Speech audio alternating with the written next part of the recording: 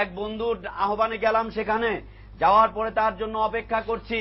তিনি একজন তাবলীগ জামাতের এক সাল লাগানো আলেম মুবাল্লিগকে নিয়ে আসলেন আমার সামনে।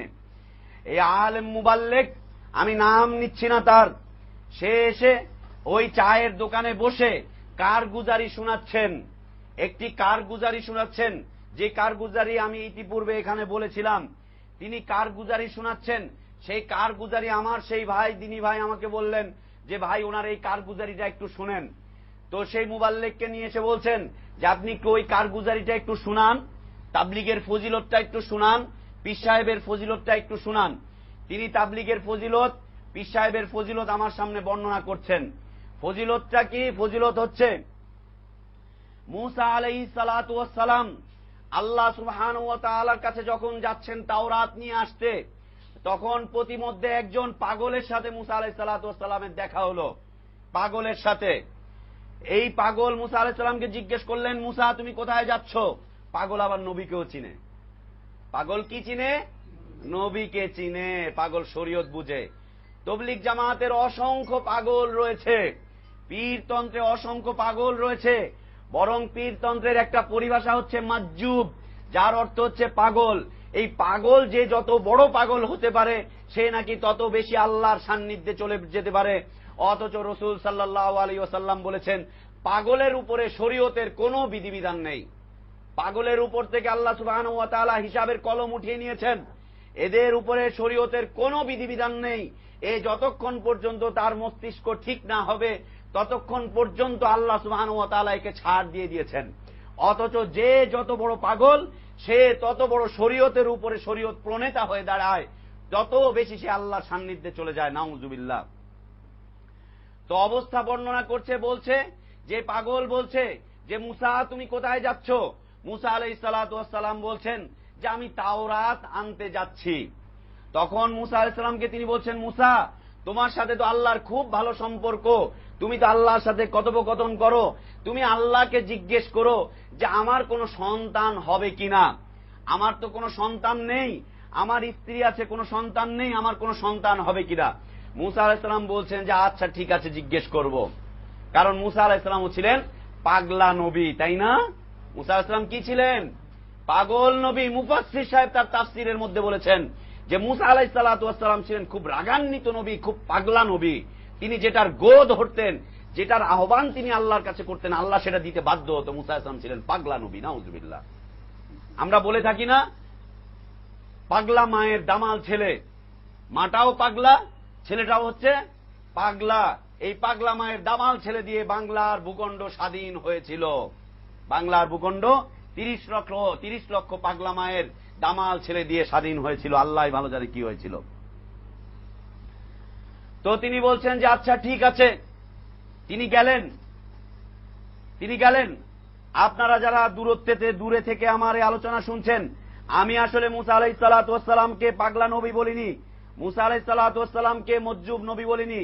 এদেশের তথাকথিত প্রখ্যাত মুফাসসির সাহেব, আন্তর্জাতিক খ্যাতি সম্পন্ন মুফাসসির সাহেব, আপনাদের দেশে গিয়েও, আপনারা যেখানে বসবাস করছেন সেখানে গিয়েও তাফসীর করে থাকেন।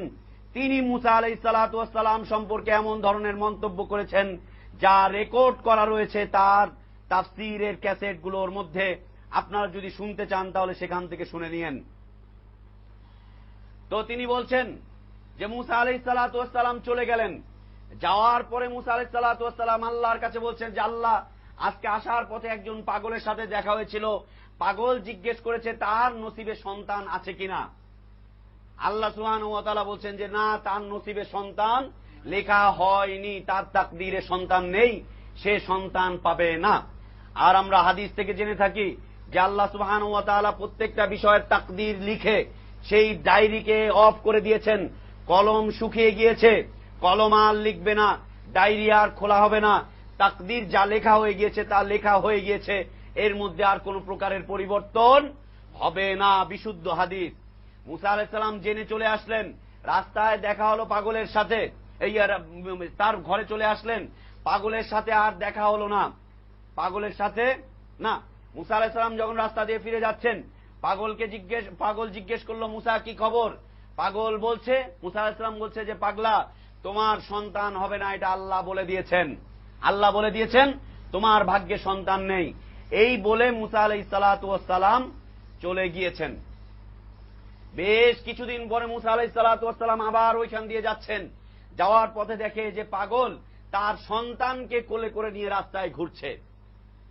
সন্তানকে কোলে করে নিয়ে রাস্তায় ঘুরছে। মুসা আলাইহিস সালাতু ওয়াস সালাম আবার আল্লাহকে জিজ্ঞেস করলেন যে আল্লাহ, তুমি আমাকে বলেছিলে পাগলের সন্তান হবে না, আজকে আমি দেখলাম যে পাগলের সন্তান হয়েছে, বিষয়টা কি আল্লাহ, তুমি আমাকে একটু বলো, বিষয়বস্তুটা জানাও। মুসা আলাইহিস সালাতু ওয়াস সালামকে আল্লাহ বলছেন যে মুসা, এটা হচ্ছে গোপন ভেদ, এটা হচ্ছে মারেফতের বিষয়, এটা হচ্ছে বাতেনি বিষয়। মুসা তুমি বুঝবে না, তুমি নবী হতে পারো, কিন্তু বাতেনি বিষয় বুঝার মতো ক্ষমতা তোমার নেই। নবীরও এই ক্ষমতা নেই যে বাতেনি বিষয় বুঝতে পারে। তারপরে মুসা আলাইহিস সালাতু ওয়াস সালাম জোর করছেন যে আল্লাহ, এর বিষয়বস্তুটা কি, আমাকে একটু বলো। মুসা আলাইহিস সালাতু ওয়াস সালামকে আল্লাহ উত্তর না দিয়ে তিনি বলছেন যে মুসা, তুমি আগামীকালকে বাজারে যাবে, বাজারে গিয়ে যেই জিনিসটা সবচাইতে আশ্চর্যজনক পাবে, সবচাইতে আশ্চর্যজনক বিষয় যেটা থাকবে, আশ্চর্যজনক যে মানুষ, যে জিনিসটাকে মানুষ বিক্রি করতে আসবে, সেই জিনিসটাকে তুমি কিনে আমার জন্য নিয়ে আসবা, আমার নামে উৎসর্গ করবা, সেটা আশ্চর্যজনক জিনিস। মুসা আলাইহিস সালাতু ওয়াস সালাম চলে গেলেন এবং আল্লাহ বললেন, তুমি যদি সেটা কিনে আনতে পারো আর আমার জন্য উৎসর্গ করতে পারো, তাহলে এই বিষয়ের এই প্রশ্নের উত্তর তুমি পাবা, না হলে সেই বিষয়ের প্রশ্নের উত্তর তুমি পাবা না। মুসা আলাইহিস সালাম পরের দিন বাজারে চলে গেলেন। বাজারে গিয়ে খুঁজছেন যে কি পাওয়া যাচ্ছে, কি পাওয়া যাচ্ছে, কিছুই পাচ্ছেন না। অনেক ঘোরাঘুরির পরে পেলেন যে একজন ব্যক্তি, একজন লোক, একেবারে দেখতে খুব সুঠাম দেহের অধিকারী, খুব ফর্সা সুন্দর মানুষ, তিনি একটা পাখিকে একটা খাঁচায় নিয়ে দাঁড়িয়ে দাঁড়িয়ে এর জন্য খদ্দের খুঁজছেন। পাখি বিক্রি করছেন একজন লোক, এবং সেই পাখিটার বিষয়বস্তু হচ্ছে, বৈশিষ্ট্য হচ্ছে, পাখি মানুষের মতো করে কথা বলে এবং পাখি তার দাম নিজেই বলে দেয়। ওই মালিক বলে না যে পাখির মূল্য কত, সে নিজেই বলছে, পাখি নিজেই বলছে পাখির মূল্য কত, এবং পাখি সব কথোপকথন করছে মানুষের সাথে। মুসা আলাইহিস সালাম দেখলেন যে এটাই তো হচ্ছে আশ্চর্যজনক জিনিস, যে পাখি মানুষের মতো করে হুবহু কথা বলছে, তার দাম সে বলছে। পাখিকে গিয়ে জিজ্ঞেস করলেন মুসা আলাইহিস সালাম যে পাখি, তোমার মূল্য কত? পাখি বলছে, আমার মূল্য হচ্ছে তোমার কলিজা। তুমি যদি আমাকে তোমার কলিজাটা দিতে পারো, তাহলে আমি তোমার কাছে চলে যাব, তুমি আমাকে কিনতে পারবে। মুসা আলাইহিস সালাতু ওয়াস সালাম আল্লাহর নবী ছিলেন, তিনি চিন্তা করলেন যে কি করে আত্মহত্যা করিয়ে কি হয় নাকি নিজের কলিজা নিজে বের করে দিব, আত্মহত্যা করা হারাম, নিষিদ্ধ, অতএব এটা করা যাবে না। তিনি বলছেন যে না, আমি এই জিনিসটা কিনবো না, হারামের মধ্যে দিয়ে আমি চলবো না। এই মুহূর্তে সেই পাগল চলে এসেছে। পাগল এসে বলছে, পাখি তোর দাম কত? বলছে, আমার দাম হচ্ছে তোর কলিজা, তুই যদি তোর কলিজা দিতে পারিস তাহলে তুই আমাকে কিনতে পারবি, তাহলে আমি তোর হয়ে যাব, তুই আমাকে কিনতে পারবি। এই বলার সাথে সাথে পাগলা নিজের কলিজাকে, বুকটাকে এইভাবে ফাড়লেন, ফাড়ার পরে কলিজাটাকে বের করে দিল পাখির কাছে, আর পাখি সেটাকে ধরে চিবাচ্ছে, চিবিয়ে চিবিয়ে খেয়ে ফেললো, আর পাগলাও মরল না, পাগলা নিয়ে চলে গেল পাখিটাকে। মুসা আলাইহিস সালাতু ওয়াস সালাম পরের দিন আল্লাহর সাথে কথোপকথন হচ্ছে। আল্লাহ জিজ্ঞেস করছেন, মুসা তুমি কি নিয়ে এসেছো আমার জন্য বাজার থেকে? আল্লাহ মুসা আলাইহিস সালাম বলছেন যে আল্লাহ, আমি তো কিছুই পাইনি, একটা জিনিস পেয়েছিলাম, একটা পাখি, সেই পাখিটাও আমার কলিজা চেয়েছে, কলিজা খেতে পারলে সে আমার হয়ে যাবে, আমি নবী হিসাবে এই কাজটা করতে পারিনি, তাই কিনতেও পারিনি। মুসা আলাইহিস সালাতু ওয়াস সালামকে আল্লাহ বলছেন যে তুমি তো জানো না মুসা এর মধ্যে ভেদটা কি ছিল, তুমি আসলে জানোই না, তোমার কাছে এই বিষয়ে কোনো খবরই নেই। এই তখন আল্লাহ সুবহানাহু ওয়া তাআলার কাছে মুসা জিজ্ঞেস করলেন যে আল্লাহ, তাহলে এর ভেদটা কি, এর বিষয়টা কি, আমাকে একটু বোঝাও। আল্লাহ সুবহানাহু ওয়া তাআলা বলছেন যে মুসা, সেই যে পাগল, সে পাগলটা হচ্ছে সত্যিকার অর্থে আমার প্রেমিক। খাঁচার ভিতরে যেই পাখিটা ছিল, সেই পাখিটা হচ্ছে স্বয়ং আমি আল্লাহ। আর যে ব্যক্তি আমাকে বিক্রি করতে এসেছিল, পাখিটাকে বিক্রি করতে এসেছিল, সে ছিল স্বয়ং জিবরিল। জিবরাইল আলাইহিস সালাতু ওয়াস সালাম আল্লাহকে খাঁচায় বন্দি করে পাখি বানিয়ে নিয়ে এসে বাজারে বিক্রি করতে এসেছে, আর সেই পাখির মূল্য হচ্ছে এই পাগলের কলিজা।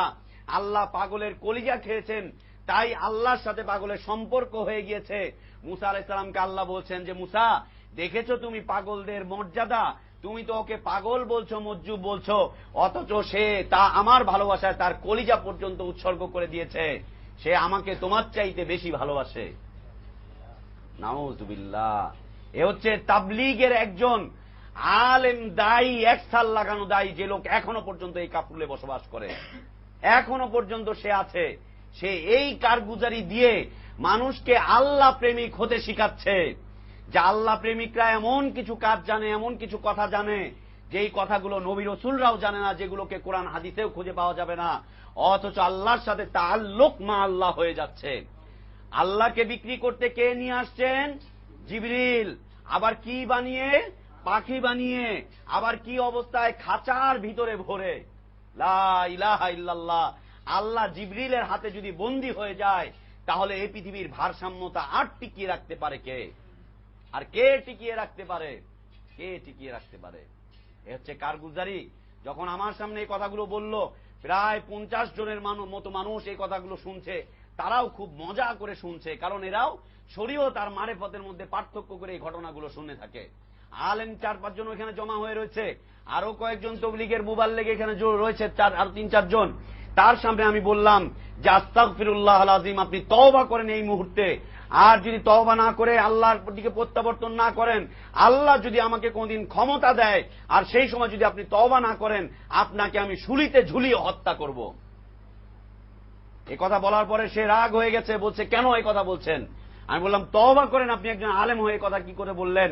তখন আয়াতুল কুরসি তাকে পড়ে শোনালাম, তারপরে সূরা ইখলাস পড়ে শোনালাম, তারপরে মালাইকাদের অবস্থা তাকে শোনালাম, তারপরে নবী রাসূলদের অবস্থা তাকে শোনালাম। শোনানোর পরে তিনি বলছে যে হ্যাঁ, এটা তো আসলে আমি কাকরাইল মসজিদে একজন বুজুর্গের মুখে এই কারগুজারি শুনেছি, তার সেটাকে আমি শুনে বর্ণনা করেছি। আমি বললাম যে তাহলে আপনার 15 থেকে 20 বছর পর্যন্ত মাদ্রাসায় লেখাপড়া করে সেই লেখাপড়ার মূল্য কি হলো? আর মাদ্রাসার লেখাপড়া যখন মূল্যহীন, তখন 1 বছরের জন্য আপনাকে কাকরাইলে পাঠানো হলো, সেখান থেকে 1 বছরের জন্য আপনাকে পাঠানো হলো এই শিক্ষা দেওয়ার জন্য, এই শিরকের শিক্ষা। আলেম ওলামাদের জন্য 1 সালকে এই জন্য নির্ধারণ করা হয়েছে, যাতে করে তারা কোরআন হাদিসকে ভুলে যায়, যাতে করে তারা কোরআন হাদিসের আর চর্চা না করে, যাতে করে তারা কোরআন হাদিসকে বর্জন করে, আল্লাহর তাওহীদকে বর্জন করে, যাতে করে তারা এই সমস্ত শিরকি কারগুজারি, এই সমস্ত শিরকি বক্তব্য উম্মতের সামনে ফেলে দিয়ে উম্মতকে বিভ্রান্ত করে দিয়ে তাদেরকে শিরকের দিকে ধাবিত করে। প্রিয় উপস্থিতি, এই তাবলীগ জামাতের জন্মদাতা, এই তাবলীগ জামাতের স্বপ্নদ্রষ্টা, এই তাবলীগ জামাতের প্রতিষ্ঠা কোন নবী রাসূলের থেকে আসেনি। এই তাবলীগ জামাতকে আল্লাহ সুবহানাহু ওয়া তাআলা অবতীর্ণ করেননি। এই তাবলীগ জামাতের স্বপ্নদ্রষ্টা হচ্ছে গত শতাব্দীর একজন বিখ্যাত পাগল মজ্জুব, যিনি নিজামুদ্দিন আউলিয়ার মাজারে বসে কবর পূজা করত। এই ইলিয়াস সাহেব দেওবন্দির আলেম ওলামারা তার সম্পর্কে লিখেছে, ইসলামিক ফাউন্ডেশন থেকে এই কিতাব থেকে ছেপেছে যে ইলিয়াস সাহেব নিজামুদ্দিনের মাজারে কবরে গিয়ে তিনি মুরাকাবা করত, ধ্যানে বসে থাকতো একাধারে দিনের পর দিন। এজন্যই দেখা গিয়েছে তবলীগ জামাতের মারকাজ নিজামুদ্দিনের মাজারের সাথে রয়েছে, এবং তবলীগ জামাতের মারকাজের একদম নিচের তলায় গ্রাউন্ড ফ্লোরে 7টি কবর রয়েছে।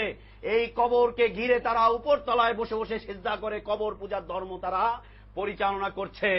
এই তাবলীগ জামাতের যিনি নিসাব লিখেছেন জাকারিয়া সাহেব, এই জাকারিয়া সাহেব মসজিদে নববীর পাশে যে বাকির কবরস্থান রয়েছে, এই বাকির কবরস্থানে বসে সে কবর পূজা করত, কবরের মুরাকাবা করত, আল্লাহর রাসূলের কবরের মুরাকাবা করত এই ব্যক্তি। এইভাবে দেখা যাচ্ছে যে এমনি ভাবে একজনের পরে একজন তবলীগ জামাতের লোকজন কবর পূজার দিকে মানুষকে আহ্বান করেছে। এর প্রমাণ হচ্ছে তাদের কিতাবাদি ফাজাইলে সাদাকাত কবর পূজার দিকে আহ্বান করে, ফাজাইলে দুরুদ কবর পূজার দিকে আহ্বান করে, ফাজাইলে হজ কবর পূজার দিকে আহ্বান করে, ফাজাইলে আমল কবর পূজার দিকে আহ্বান করে। তাদের কিতাবাদি হচ্ছে চাক্ষুষ প্রমাণ। আপনারা এর পাতায় পাতায় কবর পূজার দিকে আহ্বান করার আহ্বান